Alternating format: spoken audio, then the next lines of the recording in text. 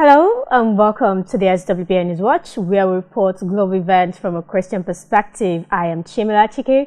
Thanks for joining us today. Now let's take a look at some of the major stories you need to hear about.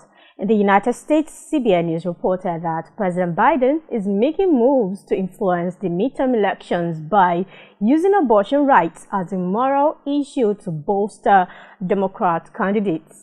The president announced his intention to enshrine abortion into law next year if Democrats win control of Congress. Tuesday's full court press to codify abortion rights came during the Democratic National Committee DNC event in downtown Washington, D.C. Biden tried to make it personal, telling voters their decision this November boils down to either helping this effort or banning abortion. However, a closer look at current pre-election polls paints a different picture. Penny Nance, president of Concerned Women for America, says recent polling shows abortion isn't weighing nearly as heavily on voters as the economy and other issues. In other words, this is going to be an election to which top-of-mind voters are very upset and concerned about gas prices and food prices, about the fact that they can barely afford their lives anymore. Still quoting CBN News, this is an attempt to take advantage of the reaction of abortion rights supporters to the end of Roe v. Wade. The president and vice president Kamala Harris are using their high-profile positions to make abortion the centerpiece of the midterms. Meanwhile, Republican National Committee Chairwoman Ronna McDaniel released a statement in response to Biden's DNC remarks in Washington, D.C. Quote, Biden is deeply out of touch with the concerns of families. First, Americans do not want Biden and Democrats' extreme taxpayer-funded abortion-on-demand agenda. Second, Democrats can distract from the Biden pay cuts and the higher prices and the tax increases they have inflicted on voters. Republicans will win in November because we are focused on the issues voters care about. End of quote. In a new development, CBN News reported that the Southern Baptist Convention SBC Theological Seminary has passed a resolution backing its president's stance that only men can be pastors. Trustees at the Southern Baptist Theological Seminary SBTS unanimously voted to approve a resolution that would allow the theological training of both men and women, but keep the office and function and title of pastor exclusively for men. The resolution in part reads that, quote, it is further resolved that this board encourages the Southern Baptist Theological Seminary administration and faculty to continue its theological training with this stated conviction, graduating both men and women for service to the church, but with men alone reserved for the office and function and thereby title of pastor. End of quote. Albert Moeller, the president of the seminary, helped craft the Baptist Faith and Message 2000, the official statement of faith for the SBC, which states that the office of pastor is limited to men as qualified by Scripture. CBN News records that last May, Moeller penned a column denouncing Pastor Rick Warren's move to ordain 3 women as pastors at the Saddleback Church in Lake Forest, California.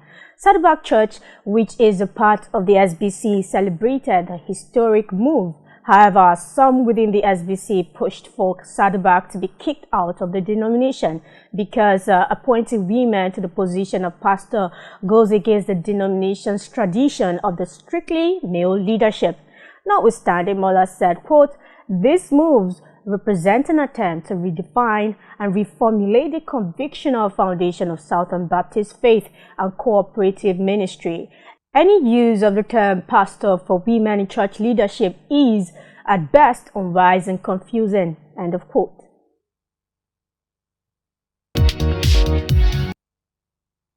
In the United Kingdom, Premier News reported that politicians and church leaders have urged Christians to pray for unity as a new Conservative Party leadership contest looms. Claire Da Silva, Conservative parliamentary spokesperson, told Premier News that, quote, one of the things we can do as Christians is to be praying for the right person who may or may not be somebody you agree with, but someone who has that kind of authority and the ability to build things together. That's what we really need." End of quote. This follows Liz Truss's decision to step down as Prime Minister and leader of the Conservative Party after 45 days in office and a week of turmoil in Westminster. Speaking outside Downing Street, Truss said she recognized she could no longer deliver on the mandate upon which she was elected and called on a new leadership contest. Sir Graham Brady, chairman of 1922 committee, confirmed plans are being put in place to have a new leader by the 28th of October 2022. Steve Webb, a Christian and former member of parliament, told our news sources that he believes Penny Mordaunt will be a front-runner in the contest. In his words, quote, "If the last couple of months have taught us anything, it's how divided the governing party is. I want the best of the brightest and not just my ideological soulmate. And I think Penny Mordaunt has impressed colleagues," unquote. Meanwhile, there are calls for a general election. Tim Farron, a Christian and MP, also joined calls for a general election. He wrote on Twitter, quote, "Our country deserves and desperately needs a government that is competent and compassionate. It is clear that Conservatives are neither. This charade is only set to continue unless the people get their say in the form of a general election," unquote.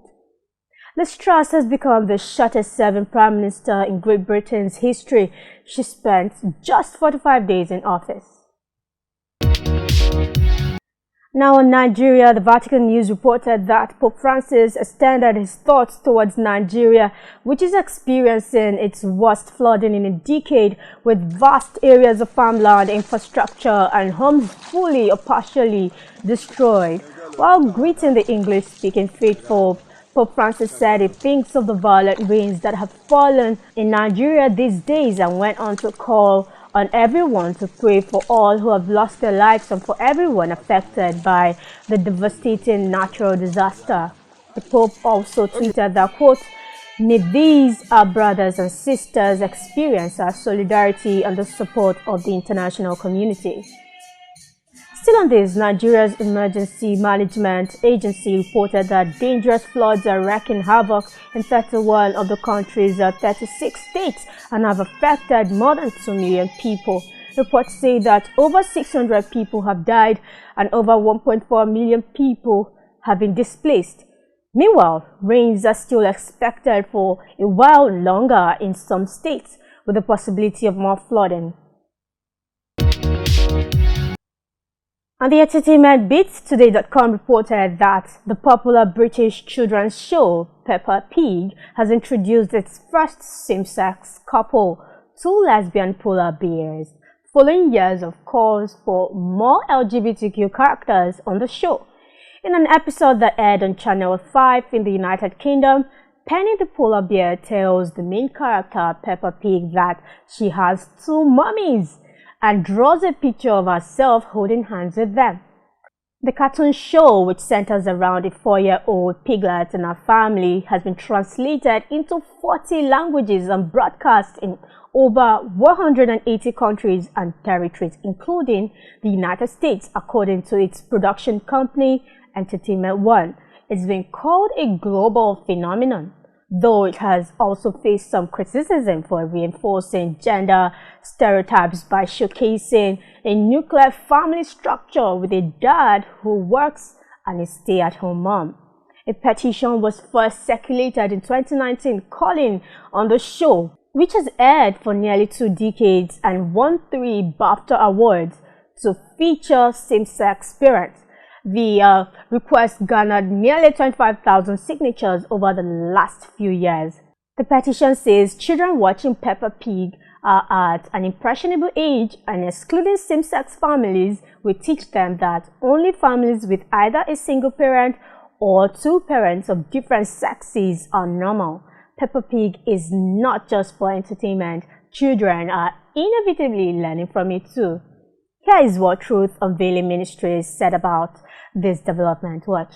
In this video, Peppa Pig has 2 female characters portrayed as mothers. Watch this. I'm Peppa. Penny Polar Bear. I live with my mummy and my other mummy. One mummy is a doctor and one mummy cooks spaghetti. I love spaghetti. Lovely, Penny. Did y'all see that? You have to choose not to see the truth, to miss the agenda behind what you just saw. So parents, they are trying to program the minds of children to believe this is right. And this is not only taking place on social media. This is happening in schools, music, entertainment, and so forth. Take a look at this children's book. Look. The new storyline comes amid scrutiny in recent months over LGBTQ representation in other productions catered to children. Adding to that, Today.com reported that a number of Muslim-majority nations banned Pixar's Toy Story spin-off Lightyear from theaters over a case between lesbian characters, while the Gulf Arab countries asked Netflix to remove any offensive content making reference to programs with the LGBTQ characters. And that will be all for this edition of the SWBN News Watch. Thanks for staying with us until now. Don't forget to like, share, and subscribe. Till we meet next Thursday, 9 p.m. I remain Chimela Chike. Stay tuned.